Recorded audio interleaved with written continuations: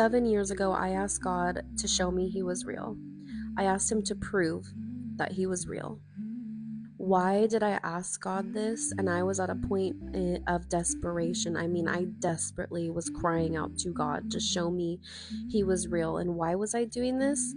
Because I was struggling at the time with suicidal thoughts. I was struggling with, and I didn't know what this was at the time, a lot of mental health issues like depression and anxiety, but I just thought something was wrong with me. Nobody else would see this. I would hide it, I would cover it up, I would smile.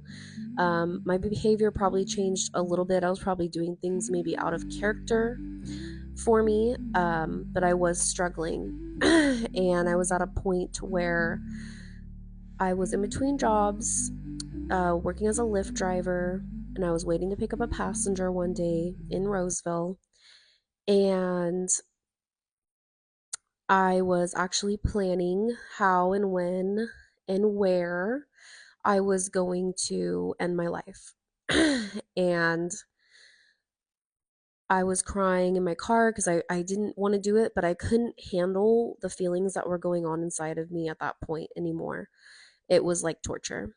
And so I cried out to God with everything I had. And I said, God, if you are real, show me you are real, prove it. Send an angel, send something. And then I thought to myself, well, it doesn't matter if God even is real. And I said this out loud. I said, man, if you are real, what's it matter? I've done bad things, so I'm going to hell. So either way, what does it matter? And I was waiting for the next passenger, and I got an alert on my phone, so I wiped my tears, fixed my makeup really quick, put on my sunglasses, and I drove to the grocery store right down the street. The woman who got in my car, as soon as she got in my car, as soon as she shut that door, she turned to me and she gently took my hands in her hands and she said, "Can I pray for you?" And I thought, wow, sure. I mean, nobody's ever asked me that before, actually. And so she began to pray, and I remember just feeling just this vibration, this like sensation all over my body of warmth. And she said, Jesus is holding on to you so tightly right now, and he is not going to let you go. He says that you are not going to hell. He says that he's sorry about your real father, but and that your real father just can't be a father right now, and that he wants you to call him your father. And I mean, let's just say at that point I was speechless, I was crying.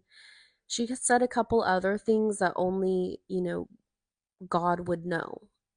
And then she released me, released my hands, and I was just kind of astonished by that whole situation. And I drove her where she needed to go. And that is, ever since then, I have followed Jesus. I have read the Bible. I soon after that met my now husband, Noah, and we started going to church. And does that mean my life has been perfect? No, my life has not been perfect ever since. But I will say that Jesus has healed me, and I have a relationship with him. I pray with him every morning. I read the Bible. I hear from him, and I spend time with him. And through that relationship with him,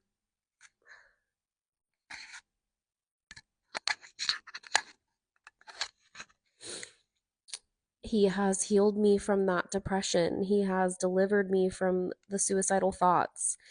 He has healed me from the anxiety. And yes, it takes work on my part. It takes work for me to come against it with Bible verses and prayer and being consistent.